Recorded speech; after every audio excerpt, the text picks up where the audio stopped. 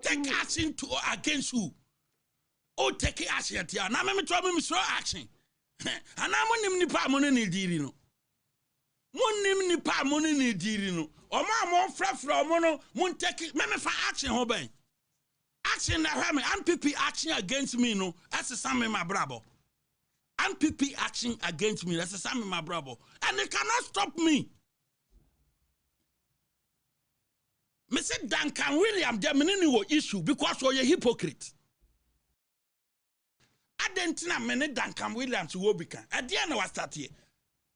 2 weeks ago, 3 weeks ago, 1 month ago, Asambe no akwa or say President Mahama, and now it is a joke for anybody to use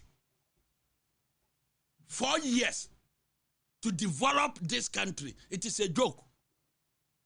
A dear meeting na akwaswo. And now I'm before Mubehu. Mummy son say, meeting ben no okoya. One panyin kasiye pa ewo Ghana ha panyini pa ekoya ono Duncan Williams ene panyini no yusu 1 car ena de course a meet mu misa no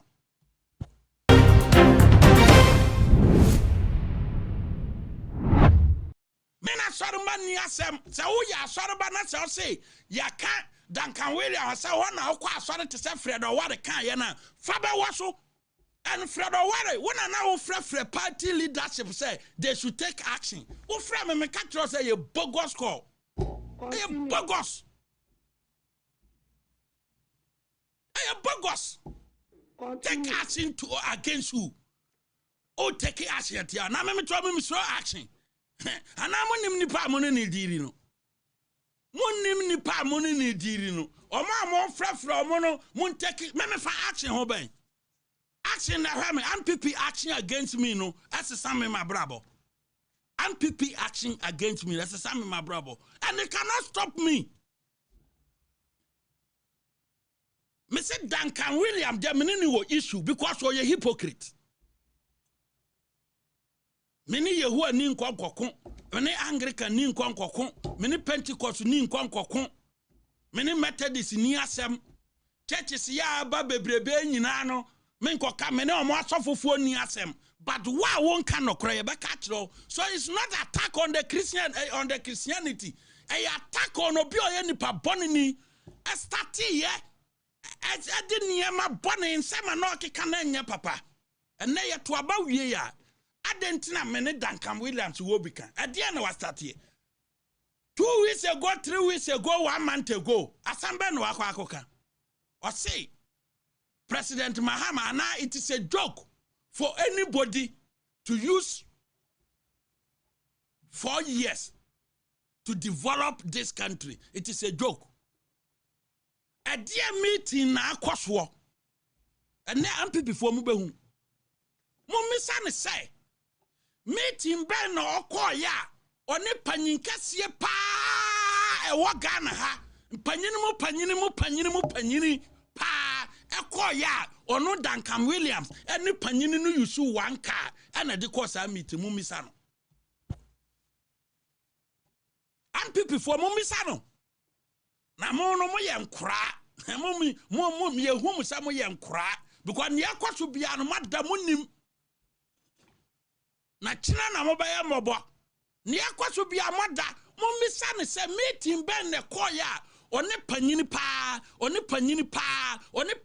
pa wo mu kwasa meeting no the whole Ghana yenhwe pastors dodo the traditional churches Anglican, Pentecost, Baptist Church, Presbyterian, Methodist, many of them and sana waba ayi ankra churches 1 man churches or muati a wo matimedia bobrade asom o mu communities ade ade nkrofo nkwa yemfa ni nyina nka ho abinu eba be ya akofo adonko adie akofo ado as a president ontimi ma bontin mambe ka say I plan this with you so why are you going ontimi nyesa ana president de share ne ho odi ho yaw saa na mu di natem na odi kohe that is Duncan William for you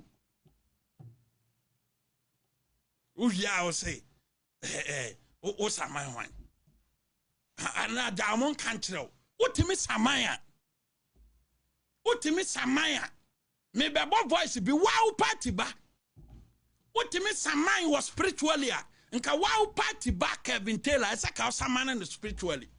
I am saying say I am telling you tonight say someone the third term agenda now was starting. I will stop it. Ntimino mienu yentro tell me say me promise o. Sa third term agenda now wo frefra asofofo no binum ema wo musika eka say ada church chire de omo ye small boy tambia no wo mu nkura anase wa wo mu tie wo no mu mpanfo no mu kasa ye fana. A banner say na Roman church yes small boy to wo Duncan Williams.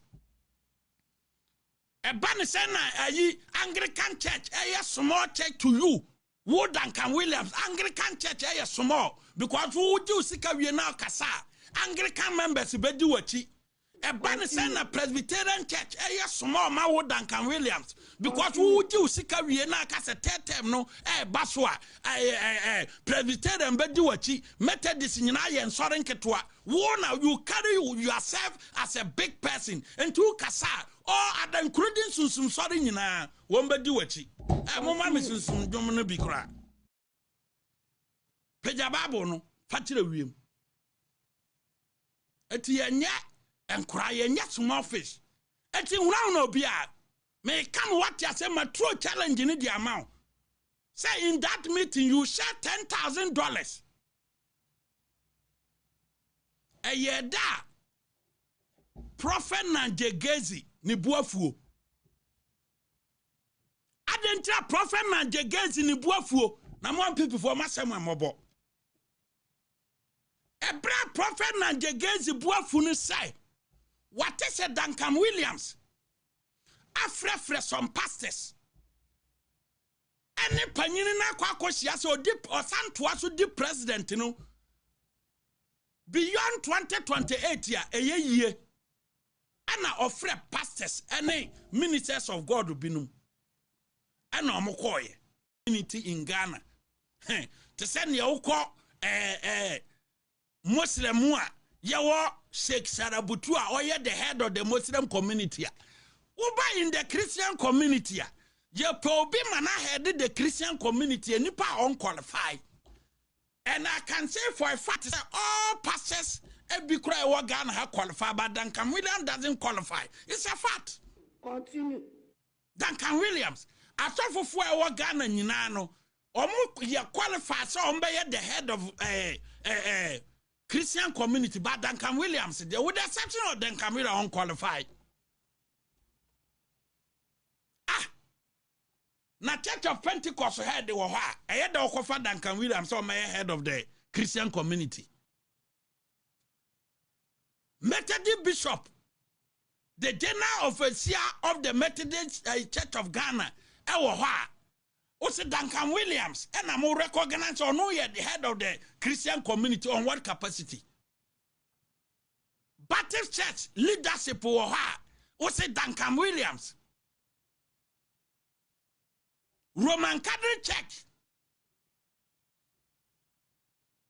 Archbishop of Noma and I said Duncan Williams am I head of Christian community said Yabenti Presbyterian Church of Ghana moderator Mose Duncan Williams am I the head of Christian community a revered pastor I am saying, say, such churches ya mabubo omunyina de omubu omo wo nyisika enkodi politics ya ti basa wo nyisika enkodi party bi ati nkase party we dia mempe party nasem wo di all the political parties se president moderator Pentecost and this if one baba wajo omo fefefe Methodist of panyini and and this if one NPP for na baba wajo omo fefefe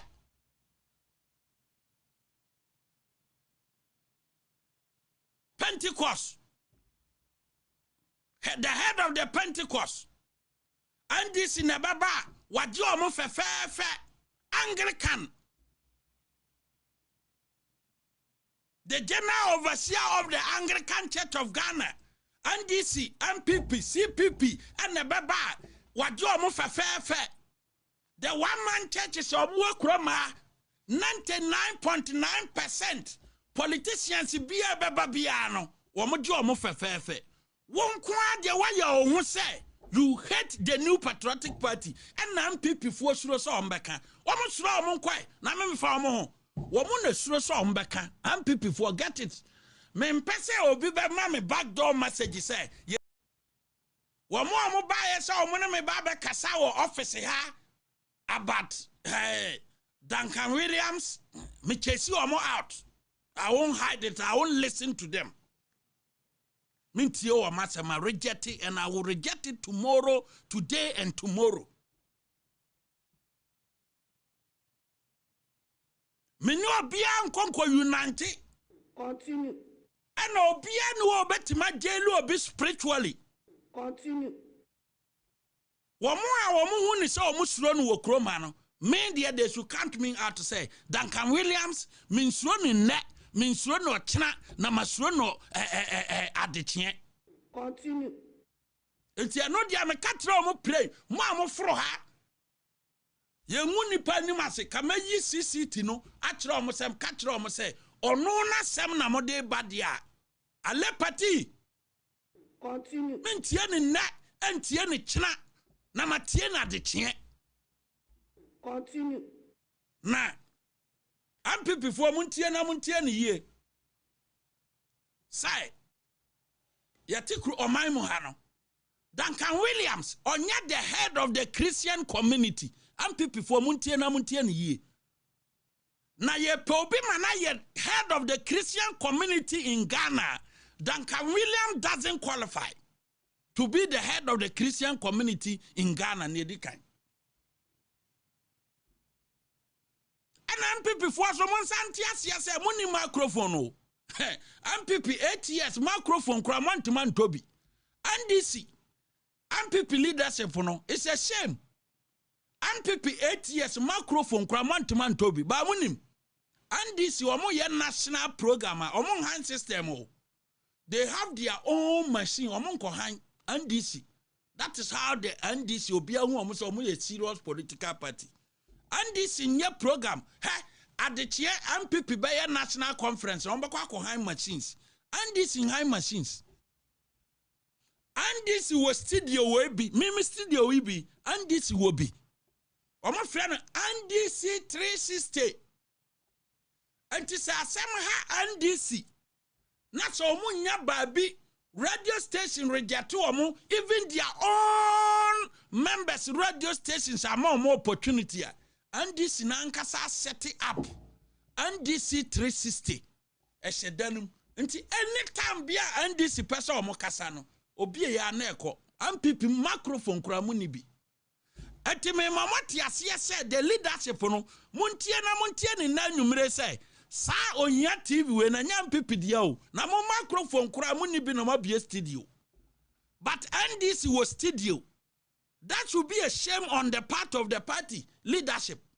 And this was studio. A big studio like this. Maybe studio no. And ya pompochua yo. And ya pompochua ura akra o kondo. Ya have fine. He asked me sana me ya madia me ya dia me ya gu animase. Ya no fine. Ura say yes, a higher fine place. And the microphone kra mun to bi da. Na mo ba be trace statement yes say Ohia TV ye MPP dia. Ohia TV can never and will never be MPP station. Yes, me de ba ya aduma MPP ba nya MPP station ya. Enti me kan Duncan William asem na se moko issue statement say na MPP na kan. You are getting it wrong. You doesn't own even a microphone to even talk about the studio. MPP me mama ti ase na leadership no. Microphone cry, you doesn't own a microphone to talk about studio. Continue. You have no right to issue a disclaimer. I me program me yawa how. You have no right. Money locals, money any mandate. Continue. I will continue to engage Duncan Williams until so ban right senses. Continue. That is a fact. And nobody Continue. enter and let me chase you or from here no. Near the kind. Duncan Williams, on the head of the Christian community. And I thought my ailment was medical, but no, until my daughter dragged me to this hospital.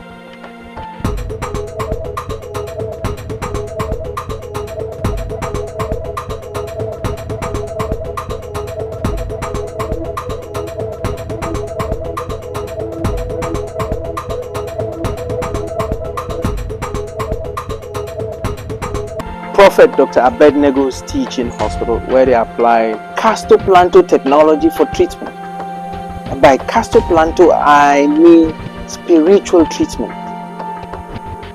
So, in all, thank God for castoplanto technology treatment. That is why I am alive today in one whole piece. Oh, Shisha, I know you want to buy your Prophet Dr. Abednego Invisible Teaching Hospital. For your spiritual healing, please come to Nsawamu Ureku Liberty House, where the hospital is located, or Kingdom of God Ministry International or Twase. For further information, please contact the following numbers: 020-859-9576 or 027-897-7215. Yes, Mone Jumo.